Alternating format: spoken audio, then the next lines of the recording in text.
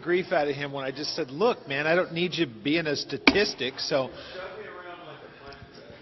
I always tell him I'm going to catch him just in case his foot slips. And I get a bunch of grief out of him, but I'm just not going to have... I don't want to have to call an ambulance because my buddy Greg had trouble down the steps. Just going to have to deal with it. I can't remember. You're older than me or about the same age? I forget. A lot? Like a bunch? Like a lot older? Great. All right.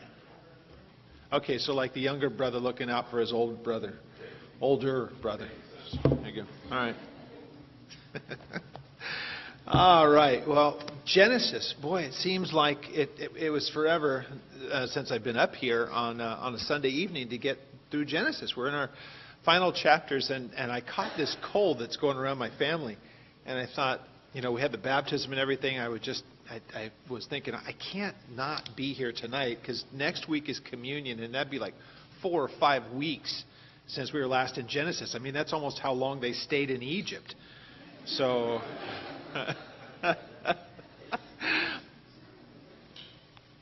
Not quite. 5 weeks versus 400 plus years. All right. So anyway, where we are in the text, we get to chapter 45 tonight. And what I find really, really interesting in this, there are 2 very, very important prophetic things that were said earlier in Genesis. One is found in chapter 15, which we'll look at tonight. The other one was in chapter 37, and we see those things come into play tonight. And so things that were said by God, one to Abraham, the other one where Joseph had his dreams, we see those come to fulfillment tonight. And so we're in the closing chapters, really. The reunion of Joseph with his brothers and with his father really kind of carry through the end of the book. I mean, we only get 50 chapters here. So you can look at this. And I know that I say it often, the book of Genesis is such a great reminder that God uses very, very imperfect people to bring about His will. And so looking at these chapters, not only do you see imperfect people, I mean, sometimes you see people that you just go, you've got to be kidding me. These are the people that He used. And so we have kind of the culmination. Those things have gone behind. You see a bit of a refinement that has taken place in some of these people. And there are some very interesting little subtleties in this that we'll get into tonight. So let's turn to chapter 45, and we will do a bit of a look at kind of the closing parts and what had taken place in chapter 44 that brings us to that point. So having turned there, let's have a word of prayer. Father, we thank you as we come to your word this evening once again, studying the earliest of the history of your nation and what you did through these people and what it means to us, what things we could learn from it, and being familiar with this history. We thank you that you have preserved all of this for our understanding and for our edification to realize that you use imperfect people to bring about perfect results. And so we give you thanks, and we ask that you would speak to us, teach us by your Holy Spirit this evening. We ask in Jesus' name. Amen. Now, chapter 44, if you weren't here for it, is fascinating and it's interesting. And you can see that Joseph, I guess by our estimation, kind of is making his brothers work for it a bit here. They had done some pretty awful things. And interesting, you're going to see kind of the whole play out of Judah.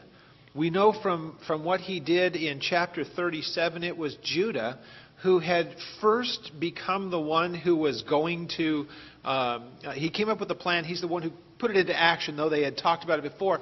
Let's not kill Joseph. Let's sell him. And they had already decided, if we were going to do this, we would have to explain why Joseph isn't with us anymore. Let's sprinkle blood all over his coat of many colors and tell Dad that he was eaten by a beast. Well, that's not a really good way to treat your brother, needless to say. Pretty awful thing that they had done. But remember, they had become very angry with him, also in chapter 37, because here was this man, Joseph, this young brother, who had said, all of you guys are going to bow to me at some point. Now, he wasn't doing it to be obnoxious. He was just saying, God has shown me something. And so here you have it, that now that's going to be coming to place tonight. And so this was Judah who had come up with actually put the plan into place, but he's the same one that in chapter 44 by the time that they had seen Joseph, before they knew who he was, Joseph was now in this place of prominence. They had gone there looking for provisions. And, of course, we all know that Joseph knew who they were, and so he begins to mess with them. Simeon becomes imprisoned, as we know, and he says, if you guys want to see your brother again, then bring your youngest brother to me. Now, since they don't know who he is, it seems as though he has inside knowledge of this, of who they are and all the rest. They must be, by this time, thinking, he's got to have some kind of supernatural help here because he seems to know an awful lot about our family, right? So he kind of sniffs it out that you've got a younger brother, your father, and then they're telling him, well, we had another brother, but he's gone. And so, I mean, the whole thing is a lot of intrigue, and Joseph is really making these guys work for it. I'm going to keep Simeon here, and you're not going to get him back unless you bring your younger brother here so that I'll know that you're not lying and that you're not spies. He knows who they are. But he's really making them go through it here, right? So we all know the story. He comes back. They bring Benjamin. Notice who it was. It was Judah who had said to Jacob, I will bring back Benjamin. Don't worry about sending Benjamin with us. We've got to go get Simeon. And Jacob was really not down for this. He didn't like the idea of it, but concedes ultimately. This is the only way that they're going to get provisions. There's a famine in the land. Remember, God has already spoken to Joseph about this. It is what brought him to his place of prominence there in Egypt. God had showed him in a dream there was going to be 7 years of plenty. That has now come to pass. They are now at this point 2 years into that famine. Now, Pharaoh is grateful to Joseph because basically he has single-handedly, because of what God had done through him and through his counsel, he's preserved an empire here. Egypt is going to be able to continue on because of his counsel. But now at this point, not only is Egypt going to be preserved, but God's covenant people as well. And so that's where we are at this place when Benjamin is, again, the intrigue of this is pretty hilarious to me, that Joseph sets up Benjamin by putting his goblet in Benjamin's provision. And then he sends his steward after him and said, go and open all of their bags. And he first tells them, look, one of you guys ripped off Pharaoh's man, Joseph, their brother, but he didn't know who he was. One of you guys has stolen. And so they look through all of their bags, they get to Benjamin's, and then they find the goblet there. Joseph put it there. Now remember what the brother said? Hey, if one of us did it, whoever it is, they're going to die. And then it comes out to find out that it's Benjamin, but Joseph had set him up.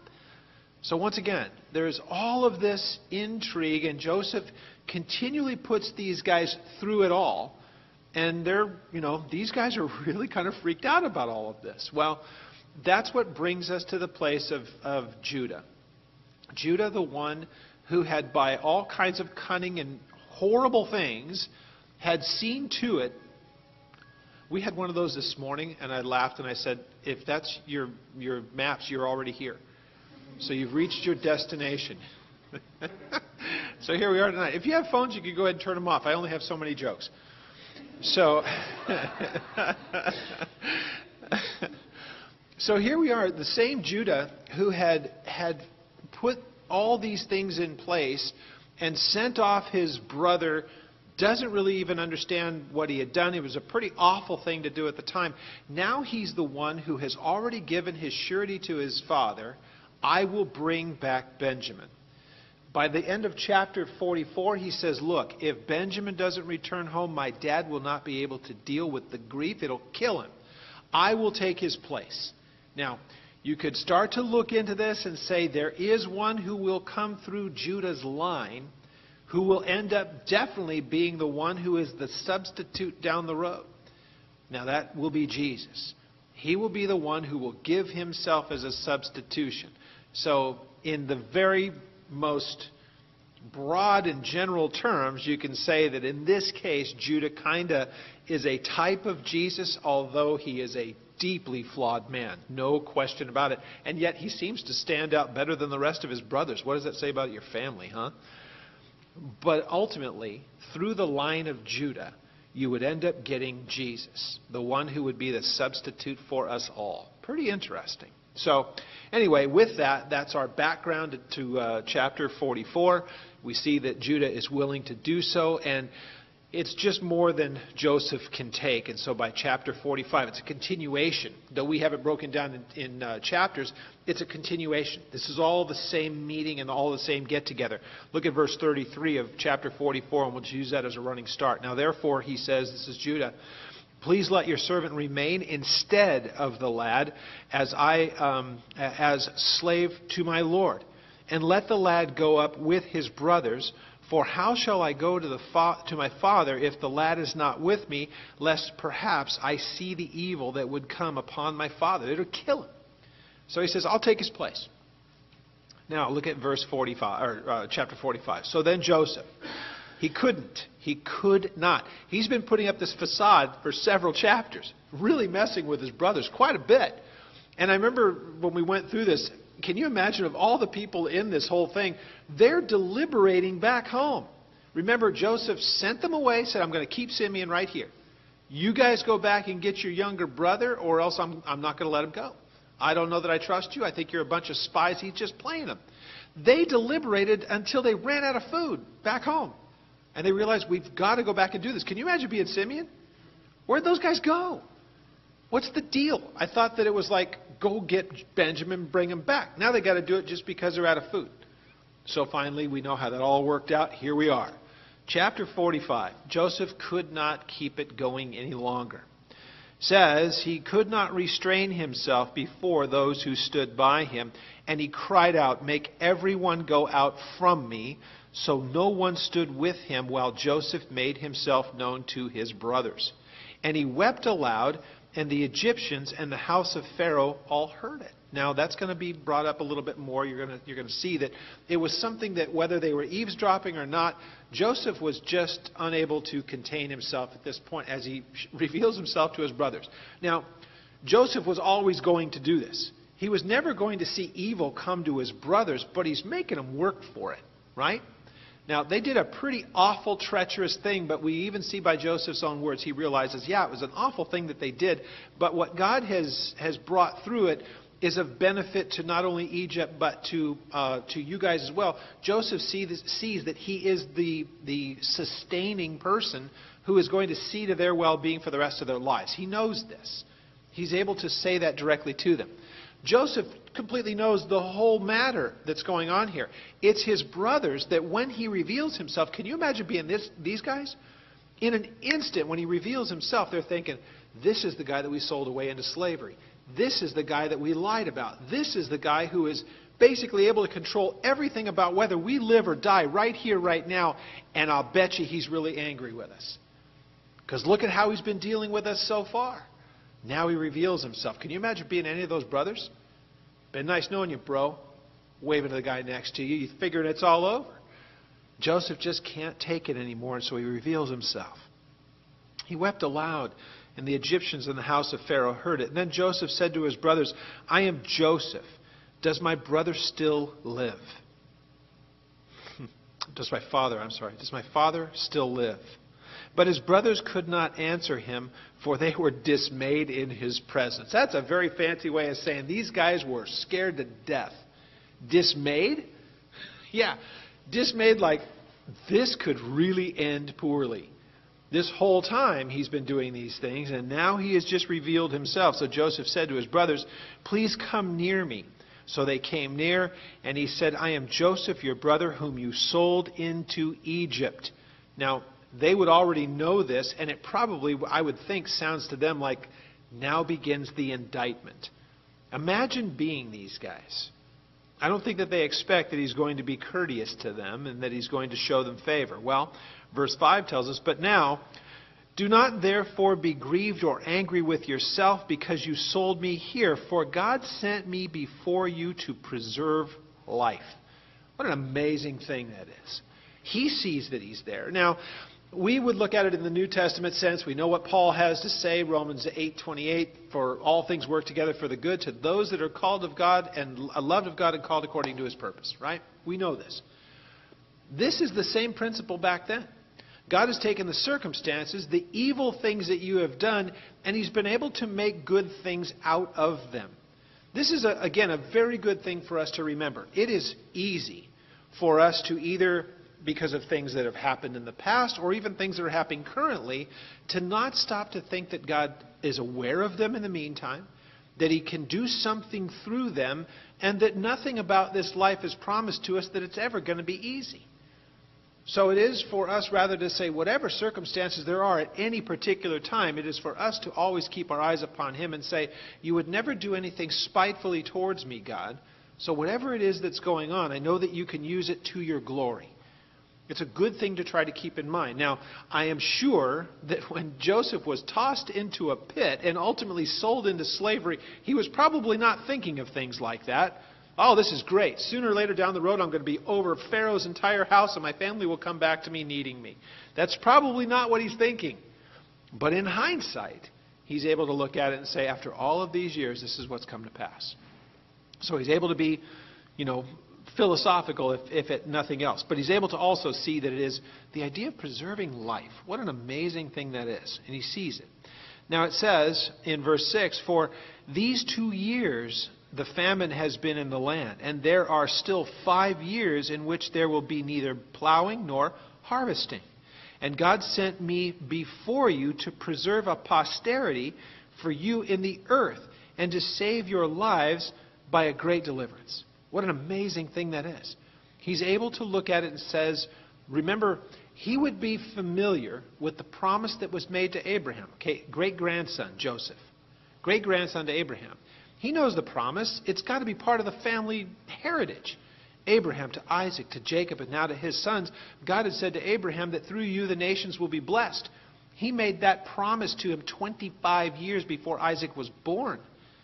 And yet it was going to be a forever promise that was given. So Joseph knows that.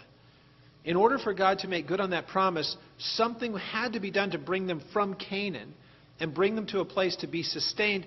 God had already, at this point, remember, 9 years prior to this. 7 years of plenty. They're now 2 years into the famine. That's 9 years. 9 years after Joseph had been given the vision by God, took it to Pharaoh, that gave him this place of prominence, Joseph is able to see God's hand in this thing clearly through these years. And now he's able to say this to his brothers. So, verse 8, so now it was not you who sent me here, but God. And he has made me a father to Pharaoh, a father figure, and lord of all of his house, and a ruler throughout the land of Egypt. Now hurry and go to my father and say to him, thus says your son Joseph, God has made me lord of all of Egypt. Come down to me and do not tarry. Now, still, the brothers have got to be reeling from this. We know the reaction, as we will read here in just a moment. When Jacob first hears about this, it's basically his heart stops. He's like, oops, it's that momentarily like, you've got to be kidding me. He's bewildered when he first hears it. Now think, the only person who really has a good grasp of the matters is Joseph himself. These guys are kind of hearing it for the first time, and they've got to come to grips with it. Now, I want to make sure, as we look at these verses, we're going to look at a couple of chapters and a couple of things that were said that were prophetic. First was what was said to Abraham. I had mentioned that. Also what is said by Joseph about the events that are taking place in front of them right now. So then, verse 10 says, you will dwell in the land of Goshen. Now, Goshen would simply be, if you're looking on a map, you can look at it in your Bibles. If you look at the nation of Egypt, Goshen would be basically up above where the Red Sea would be. It is in the northernmost portion, right on the Mediterranean coast in the north of Egypt. So Goshen would be kind of like at the head of the Nile, where that would be, and then that part where that really fertile land, and then to the east of it, the east, and then to the south of it is where you would see the Red Sea and all of that. So the land of Goshen, the northern part of Egypt, it would be incredibly fertile land for raising livestock. We're going to see that that's important here in just a little bit. So Goshen would be the perfect place for them to go. It is also the closest to their homeland, if you will. So here we have verse 10, you will dwell in the land of Goshen, and you shall be near to me, you and your children, your children's children, your flocks and your herds, and all that you have. There I will provide for you, lest you and your household and all that you have come to poverty, for there are still 5 years of famine. And behold, your eyes and the eyes of my brother Benjamin see that it is by my mouth that speaks to you. It is my mouth who speaks to you. So, what you have is him laying out what is going to be taking place. Go back and get Dad. Bring everyone with you. And we're going to put you in a place kind of separate from where I am. You're not going to be in the political leadership area here. You're going to be outside of this. You're going to go and be in a land that you can stay in, and it's like what you would need for livestock and all the rest. There's more that's going to come from this. Now, it says in verse 13, so you shall tell my father of all of my glory in Egypt, what God has done, how he's exalted him, and of all that you have seen, and you will hurry and bring my father down here. Now notice, isn't it funny? He's talking right past him. Look, I'm not going to do any harm to you guys. I'm really not all that interested in you. I sure am excited to see Benjamin. Bring Dad. I want to see him. You guys, we're going to have a place for you, but, I'm interested in Dad. Bring him here. And it's good to see Benjamin. You'll see how he really favors Benjamin quite a bit in this. It's pretty funny. Verse 15, it says, moreover, he kissed all of his brothers, and he wept over them, and after his brothers talked with him there. Now, what we will see from this point is that the brothers are going to do exactly as he had asked. By the time that this chapter is out, they have already gone to Jacob, and they are making plans to bring him and everything that they have back. Here are a couple of important things for us to recognize. The idea that they would be in this place and that it was to them, they were thinking, who knows, maybe it's just for these years of famine, like maybe it's 5 years or whatever. They may be thinking that. But remember, it was told to Abraham that they would be in a place for hundreds of years subject. So ultimately, the blessing that would be to Jacob and to the brothers and to the families was going to end up being a place of servitude ultimately. Chapter 15 of Genesis. Let's go look there.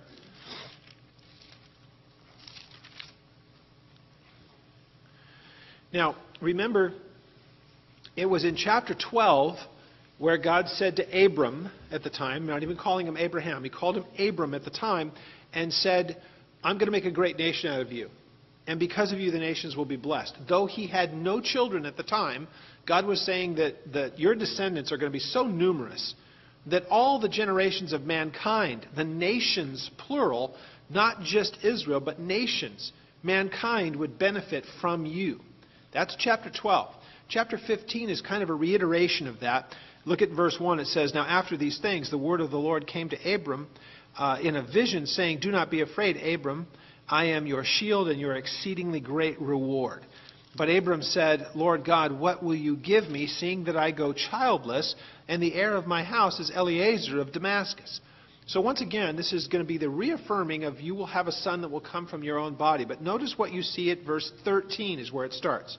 Verse 13 says, then he said to Abram, know certainly that your descendants will be strangers in a land that is not theirs. They will serve them, and they will afflict them for 400 years. And also the nation whom they serve I will judge. Afterwards they will come out with great possessions. Now notice that is exactly what we are going to be studying as soon as we are done with Genesis. Because what you're going to see at the end of Joseph's life is pretty much a fast forwarding into the time of Moses. After all of those years, at first it started with favor, but then they had become very much entrenched in what was a very pagan society. We'll get to that when we get to Exodus. But what he is telling them is now just beginning to take place. Bless you. It's just now beginning to take place. God's bringing them into the land that he had already told Abram back in chapter 15. The time's going to come, even though I've blessed and will bless your descendants, and it will be a forever blessing, there is going to be a time when they will spend hundreds of years of servitude. And ultimately, as he says in verse 14, and the nation that they will serve I will judge. Afterwards they will come out with great possessions. Now as for you, you will go to your fathers in peace, and you will be buried at a good old age. But in the fourth generation they shall return here, for the iniquity of the Amorites is not yet complete. So that was the beginning of the prophetic things. Now let me give you the other one that leads us to where we are right now. It's found in chapter 37. Let's go there. And this is where Joseph really started to make his brothers angry with him. This is where it all started to go bad. Now, verse 9,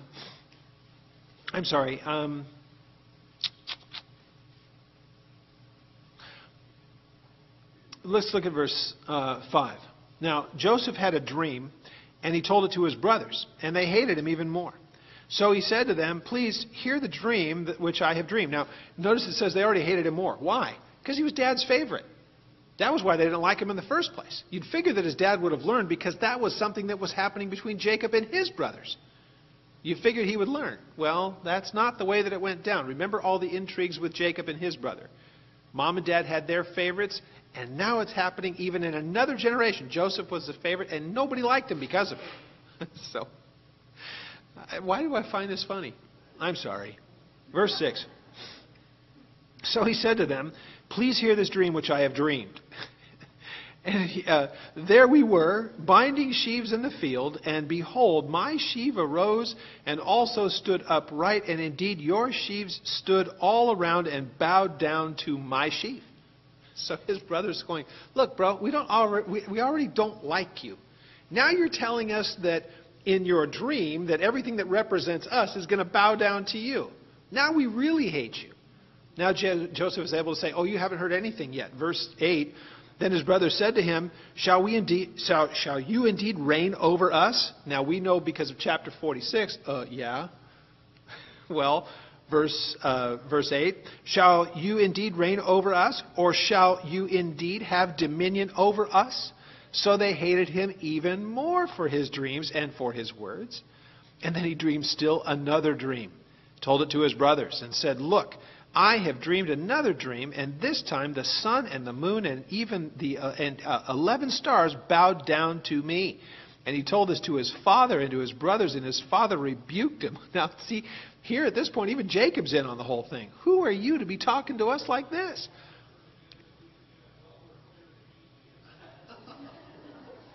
Technology, man. This is just evil. Getting right in the middle of our Bible study and goofing us all up. Who's winning? Who's playing, I should say. Goodness. All right, Ed, you know what you got to edit out of this. This goes on the radio, folks. Just look at the evil things you do to me with your technology. Sorry for the people watching us on live stream. Somebody was watching a football game somewhere in here. There you know. All right. Where are we? Verse 10.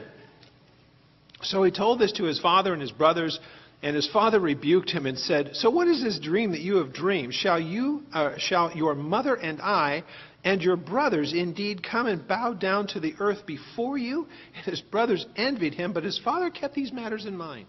Now, they were envious of him, though they hated him, right? Well, we know a little bit later when Joseph comes out to them as they're doing their whole thing, they looked at him and says, oh, here comes the dreamer. Let's see what he does when we do this to him. So this is where they sell him to the circus, right? And now here they are, come full circle. Here they are in Egypt. And he's able to say, what you guys did was just plain evil, but God had a better plan.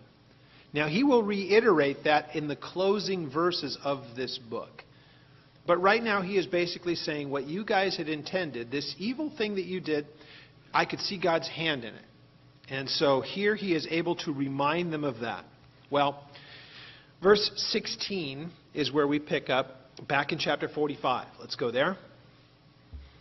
After he talked with his brothers, verse 16 tells us, now the report of it was heard in Pharaoh's house, saying, Joseph's brothers have come.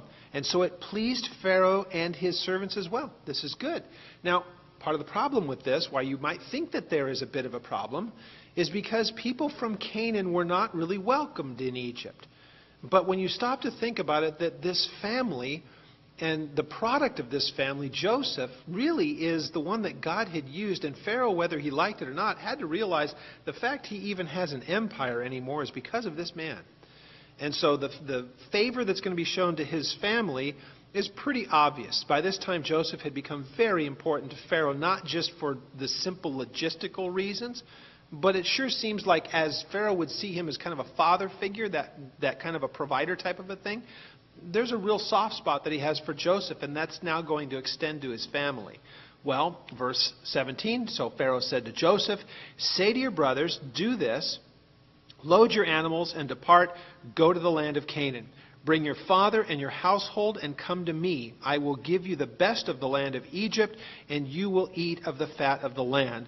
Now you are commanded, do this. Take carts out of the land of Egypt for your little ones and for your wives. Bring your father and come. Also, do not be concerned about your goods, for the best of all of the land of Egypt is yours. Imagine that. Now, whether they had realized it or not, they have to now see it. There is no reason why they should have this favor. And I got to say, this is one of those really cool things. In our world today, there is just an inordinate hatred for Jewish people. Isn't that amazing? If you're going to be objective about it, you would have to say there is no other race of people, there's no other culture, there is no other type of people on the planet that incurs such hatred and wrath at the hands of the world than that people. Now, why is that? I think it's obvious. It is a spiritual problem. How can you prove it? The United Nations is a great place to start. Goodness, there's your accumulation of the nations of the world, and Israel is always roundly hated by the nations. There is only a spiritual explanation that can explain that in any way. It's the only way that you can make sense of it. And I will also say this. God blesses the things that they do. He does now, and He did back then. He said, I'm going to bless those that bless you, but I will curse those who curse you. We can take a look through history of thousands of years, and that has proven true over and over and over again. Look at the people who have tried to eradicate them over the years. Where are they now? And where is Israel? Are they perfect? No, man. Look at the first ones that were mentioned, and look at how imperfect they are. God's promise was perfect. And He would make it perfect eventually, though He was going to use some pretty interesting characters along the way. There's no question about it. But when you look at this, you say, this idea of favor has been in place from the beginning because it was God's choosing. That's all that you can say of it. Nothing more, nothing less. They have favor because God has given them favor. If you want to know why that is, ask Him someday. You can find that he ends up saying it to them, I didn't choose you because you're the greatest of all of them. In fact, you're the least of all of them. I chose you because I love you. That's what God says of this nation. So, you can see it in the early years, and it still takes place to this day. It is one of the things that I love to do. Honestly, I know you hear me say it all the time. I love taking groups to Israel. It is one of the things I love doing above everything else. As much as I can't stand to travel, to get there and look at the favor that God has lavished upon these people is nothing short of awe-inspiring. And you're looking around the place and you're seeing thousands of years of their history right in front of your eyes. It's an amazing thing. So, as we see this, He is going to be blessing these people in a land that is not theirs. And again, if we look back at chapter 15, He does say the blessing is for a time. There is also going to be a time of servitude. And we'll get into the reasons why I think that that's the case as we get into Exodus. Chapter 21. So, the sons of Israel did so. Notice he's referred to as Israel now, not Jacob. Interchangeable. When we hear Israel, we know that that's the identification of the country, and that's the name. But remember, in this case, the sons of Israel is not talking about Israel the nation. It is talking about Jacob, who God changed his name to Israel. Okay? So the sons of Israel. So He gave to them, to each man, verse 22, changes of garments. But to Benjamin He gave 300 pieces of silver and 5 changes of garments. So, of course, why would He favor Benjamin so much? There are 2 things that make Benjamin different than the rest of the sons. He is the only one who has a common mother. They all have the same father, but Benjamin, like Joseph, is a son of Rachel. But more importantly, I believe, the reason why he's treating Benjamin as an innocent is that he was. When Joseph was sold away, Benjamin was still back home. The other brothers were the ones that were complicit in the treachery. So it would be a reminder to them, why is he showing such favor to Benjamin? First of all, the answer to that would be, you guys don't deserve any favor whatsoever, but you're still breathing. So you're ahead of the game for what you should get. but you're still going to get things. However, the one innocent brother, and I believe that's why he gets the favor, not merely because he's a brother in the literal sense of both mother and father being common, it is because he was innocent. And he treats him, I believe, as an innocent at this point. But needless to say, he is singled out from the rest of the brothers. Well, verse 24, so he sent his brothers away, and they departed. And he said to them, see that you do not become troubled along the way. Which is another way of him saying, I know when you're starting to go back home, you might start thinking to yourself, maybe this is all a ruse. Maybe there's more to this. Maybe if we come back, there could be a problem. Maybe we should just stay home and cut our losses here. He's just saying, no, guys, I have no ulterior motives. I want you to go get Dad, and I want you to come back, and we'll put things back together the way that they should be. We'll be a family again. I have no motivations. Don't be worried on your way home. I'm being honest and genuine with you. And really, if you think about it, if he wanted to, at any time in all of the proceedings going to this point, if he wanted retribution, he could have done it. And no one would ever be the wiser. He doesn't have a problem with his father. The problem is because of the sons. And he's done nothing to them. So don't be troubled. Don't worry about what the devil may try to tell you on the way home. Go get Dad, come back, bring everything with you. So we see in verse 26, so he told them, verse 25. So they went up out of Egypt. They came to the land of Canaan to Jacob, their father. And they told him, saying, Joseph is still alive, and he is governor over all the land of Egypt. And Jacob's heart stood still. It's a great way of saying his heart stopped. Now, it didn't mean he died. It's just like one of those things. We've all had them.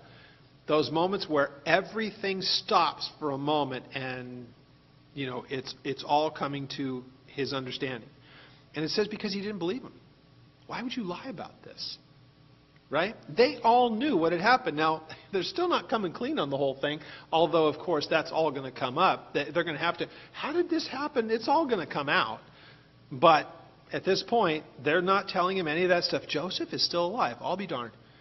Well, yeah, he is. Verse 27. And when they told him all of the words which Joseph had said to them, and when he saw the carts which Joseph had sent to carry him, the spirit of Jacob their father revived. And then Israel said, it is enough. Joseph, my son, is still alive. I will go to see him before I die. Now, he sees himself as being quite aged at this point, and that he's not going to make it very much longer. But, there's a bit of drama in this, needless to say. And so we will see that there's more that goes on to it. Now, chapter 46. We're going to get some genealogy kind of stuff in this, and so I'm going to spare you and me the attempt at trying to say all of the names that are unpronounceable. Okay? So we will look at the highlights. So the first 7 verses. So Israel, Jacob, took his journey with all that he had, and he came to Beersheba. And he offered sacrifices to the God of his father Isaac. Beersheba is one of the places, and I'll mention, I should have probably brought a picture. Beersheba is one of the places that we visit when we go to Israel. It's interesting for so many significant reasons, many of which we've already studied at this time. Remember, Beersheba is named after the well that was dug there. 2 different times it was about a well. And it was not only Abraham, but also at Isaac's time. And then further, Jacob and all the rest of it. So there's a place there that they call Jacob's Well. And there are all the ruins of Beersheba. We see about half of the excavation. You can see where there's a whole lot more that they have not excavated. It's clear that it's civilization. But it is in the southernmost part of what would have been the inhabited part of Israel. It is one of the places that we go to because it has such significance. So it's the place of the well, the place of the oath, and it was a place where Abimelech or Abimelech and Abraham had made their pact, and they dug a well, and there were 7 lambs that were, exchanged. There's a whole bunch of history. If you weren't here as we studied through it, it's more important not because of why its name is or what its name is, but there were a lot of things that took place there. And whenever you hear in the Bible from Dan to Beersheba, though you have much further places to the south from Beersheba, that's kind of where civilization ended. So when the Bible would say from Dan to Beersheba, it's this way of saying from the north to the south. Now, when we are in Beersheba and we're standing there in the ruins, you're standing there at times of Jacob and of the sons. You're standing and looking at ruins from that era of time. But it's also the same place when we are on our first full day, we go to Mount Carmel, where the whole thing happened with Elijah and the prophets. And I remind everybody, remember on day one when we were standing on Mount Carmel, and God did this amazing, miraculous thing through Elijah. As soon as he had seen this incredible, amazing thing take place, all it took was Jezebel threatening his life, and he ran here. As far south as really civilization could carry you, he ran that far to get away from her. And then went into the wilderness from that point. So there's such a significance to this place. Every time Beersheba is mentioned, I love to remind people of the importance of that place and how you can still see it with your own eyes. It's a pretty amazing thing. So with that, they get to Beersheba, and he offered sacrifices. I'm sure that there's got to be a concern. What awaits us in Egypt? Is everything on the up and up? Is all of it there? So notice he gives an offering. Now, whether that was just simple thanksgiving, my son Joseph is alive, let me offer, thanks to God for that, whatever else might be implied in this, it's left to imagination, I suppose. It was God honoring, or it was rather Jacob honoring God in this matter. But notice that God doesn't leave it just at that. In verse 2, God spoke to Jacob, or Israel, in the visions at night, and he said to Jacob, Jacob, and he said, here I am. So he said, I am God, the God of your father. Do not fear to go down to Egypt, for I will make of you a great nation there. So I'm going to go before you to that place. Now, he doesn't tell him, though I'm sure that it came down through the tradition and through the family that he had told Abraham there would be a time that you would be servant. I don't think for a moment that he could have thought that this would be it. But nonetheless, he says in verse 4, I will go down with you to Egypt. I also will surely bring you up again, and Joseph will put his hand on your eyes. Now that's his way of saying, you'll be buried here again. This is the land of your sojourn, and Joseph will be the one who will be there when you pass, and he will see to it that you make it back here.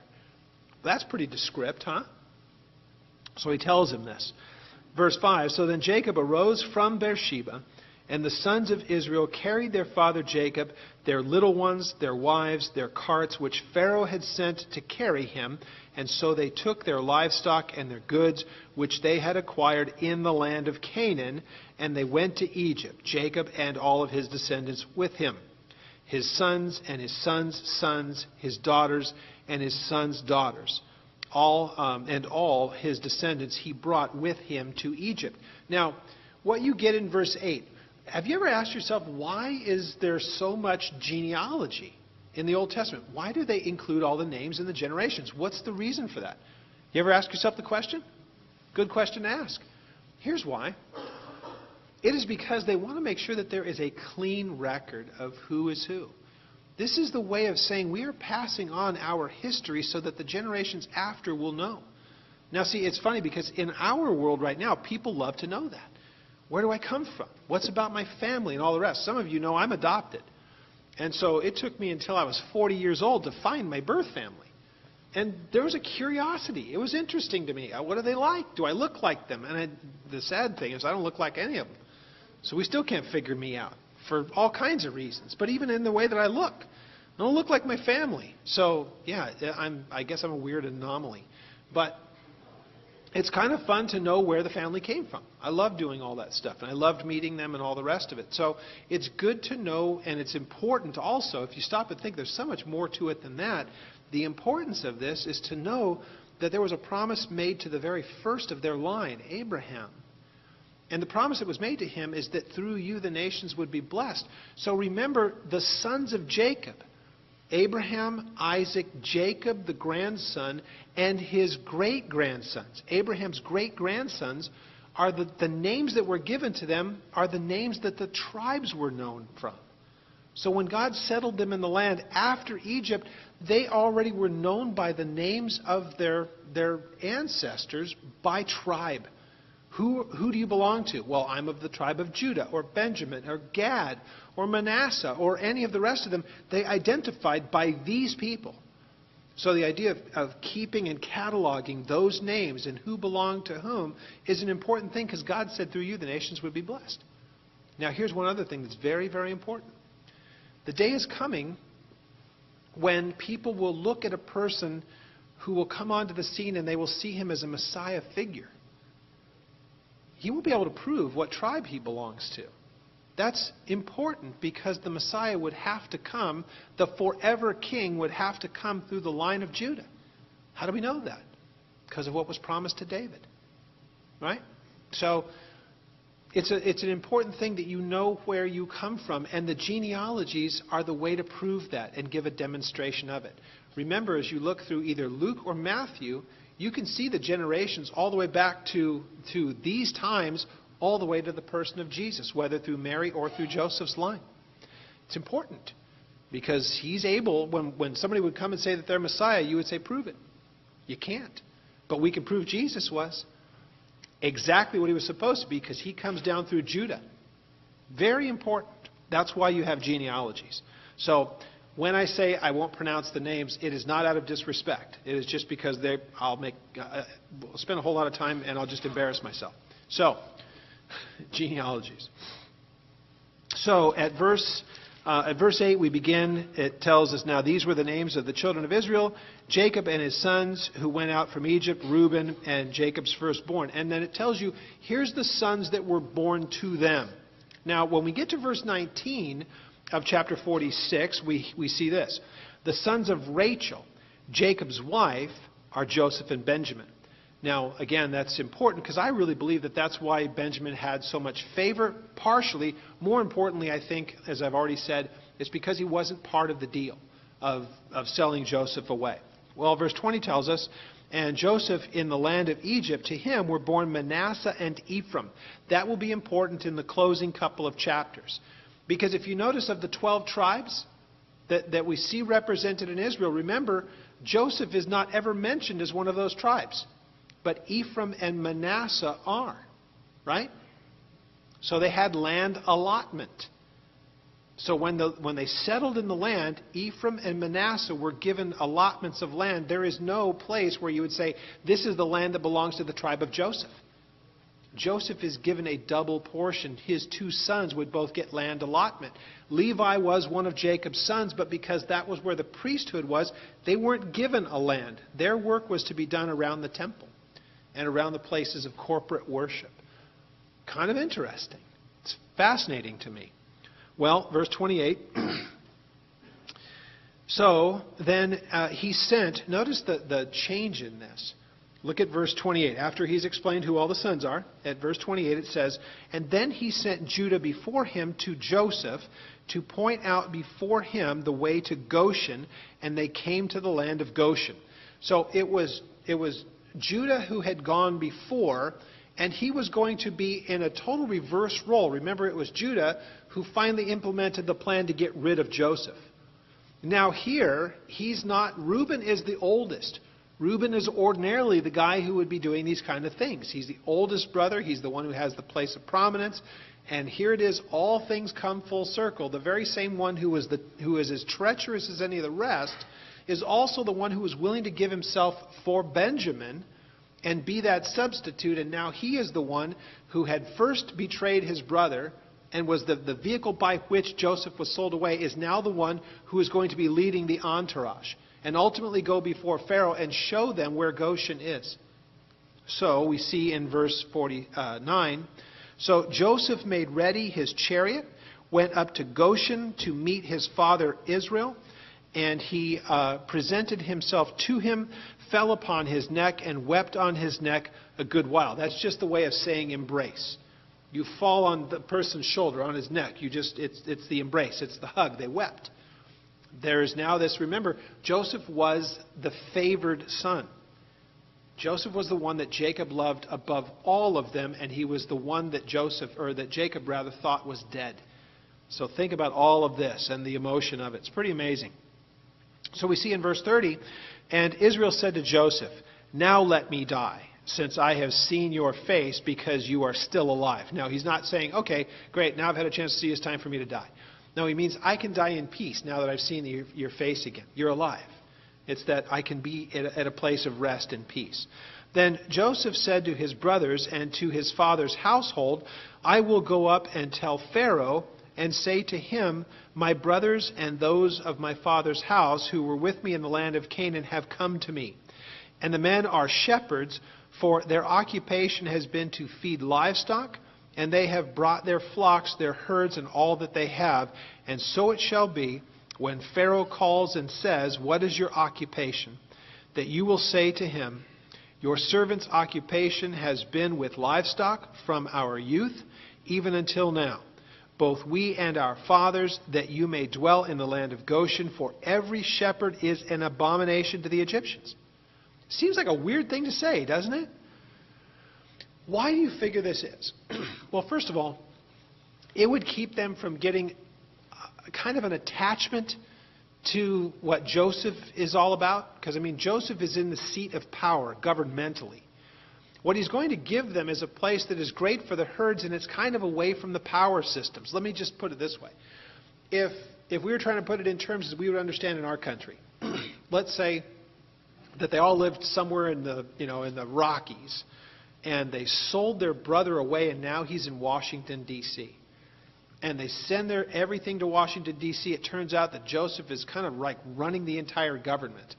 I don't think you want your family right there in the seat of all of that power and the corruption and all the rest of it. Why don't we, because you're already accustomed to this, let's give you the best of the land where you can do the things that you do and it keeps you away from the corruption.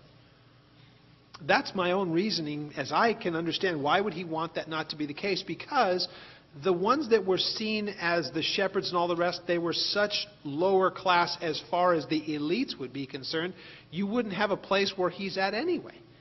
Right? So just go to a place that is better suited for what you've always been about. When the Pharaoh asks, notice he's saying this in kind of almost a prophetic sense. Hey, look, Pharaoh's going to ask. When he asks, just tell him. Livestock, it's what we've always done.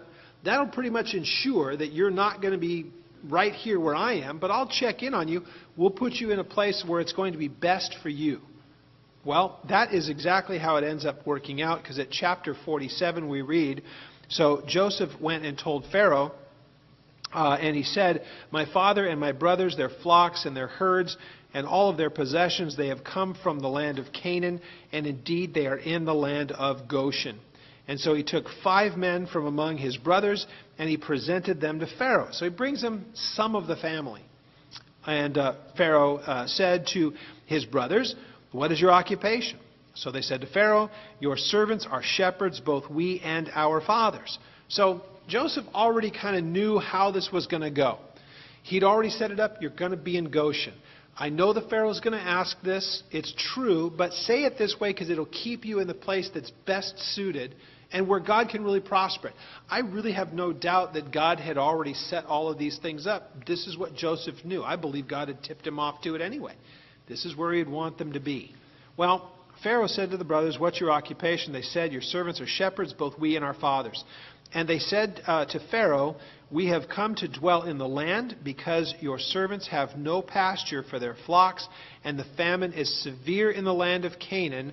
Now, therefore, please let your servants dwell in the land of Goshen.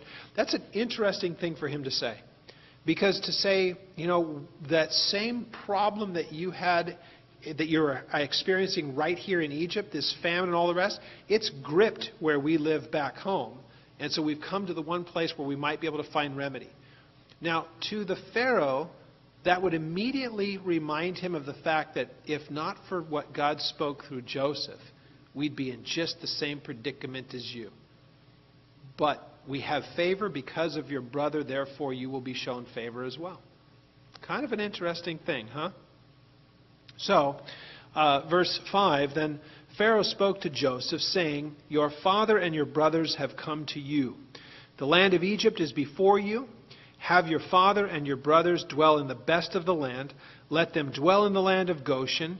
And if you know any competent men among them, then make them chief herdsmen over my livestock. So now they're getting a little taste of what it was like to be Joseph. Well, I see that basically everything that you guys touch turns to gold. It's happened that way with Joseph. So if you guys are going to be in the land and you're that adept at it, obviously if you have the same kind of favor as your brother, then pick the most competent guys you are and I'll send my livestock to you to oversee. Pretty cool stuff. Again, is it because they're the greatest? Remember, we've talked about this already. Because again, sometimes, here's an interesting thing, even in churches. You will know, if you've been here for any length of time, I speak very favorably of Israel. I always have and I always will. Why? Because God speaks favorably of them. Because they're perfect? Hardly.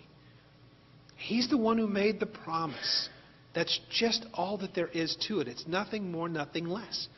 So their leadership now is not perfect. In fact, it's far from it. Much of it is very secular. Most of the places that we visit when we're in Israel are very, very secular. It's a very secular society for the most part.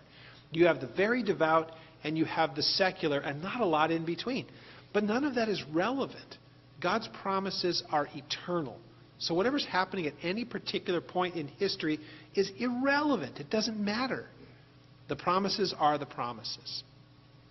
So when you see these things, the next of it seems to happen at a little bit later of a time because it seems to be a little bit of a separate audience. Now is when Pharaoh wants to meet the father. Verse 7. So Joseph brought then his father Jacob, set him before Pharaoh, and Jacob blessed Pharaoh. Blessing him simply means he thanks him. It's that way of gratitude. And so it says, Pharaoh said to Jacob, "How old are you?"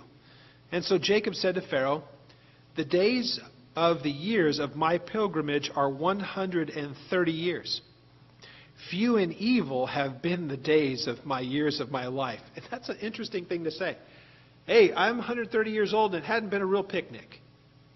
Really? That's an interesting thing for Jacob to say because he's been given all of these sons. But let's remember everything about it. First of all, his brother wanted to kill him, right? The whole birthright thing and all that stuff. He ran away to Laban, back to the old family, but that's in a whole pagan part of the world. He thinks he's going to go get himself a wife, and he gets the wife of what he wanted basically 20 years after the whole thing started. 14 years, I believe, is what it was, because he was tricked into marrying other women.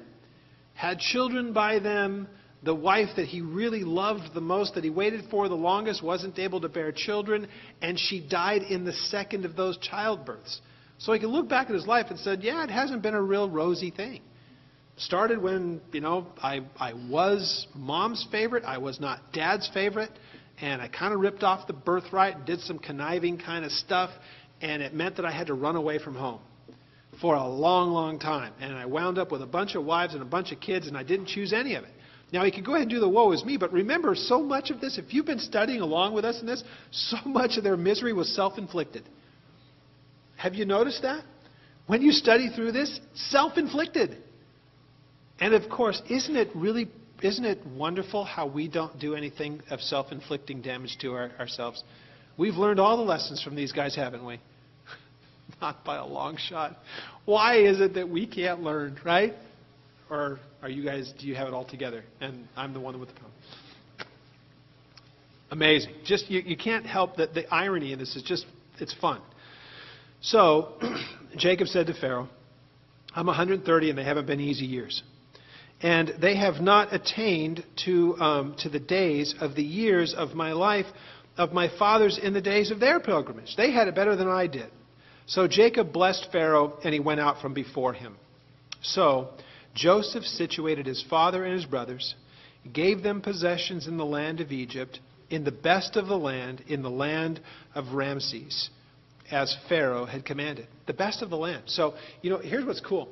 You can take a look even to this day, and you can look at satellite of it, and you can see that it's a fertile area. You're going to look, most of it around it is desert. Goshen is still green to this day because it has a water supply, it's good land, and all the rest of it. But seriously, look at it from satellite now, and you can tell where Goshen is. To this day, you can tell. Actually, since you're doing it, if you're looking at satellites, you can tell where Israel is too.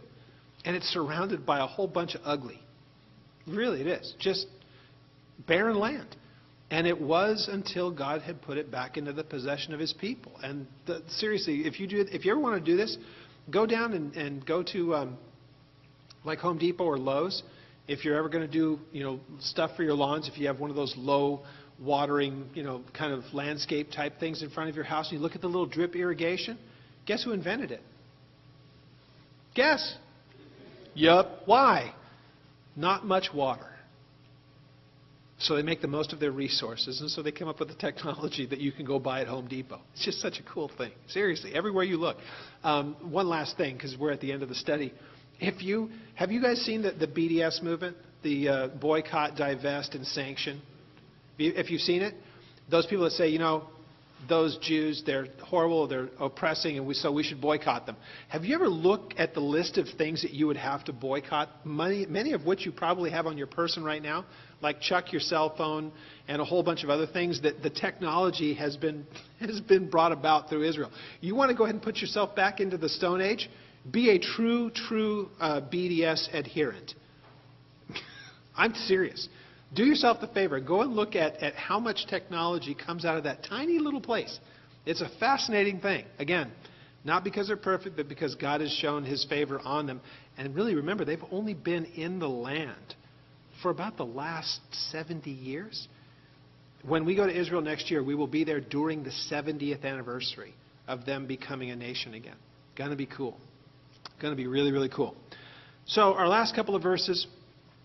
Joseph situated his father and his brothers, gave them as possession the land in Egypt, the best of the land. Verse 12 tells us, Joseph provided his father, his brothers, and his father's household with bread according to the number of their families. So they were taken care of during that time for the last 5 years of the famine, and then it would break. We'll get to that as this goes on.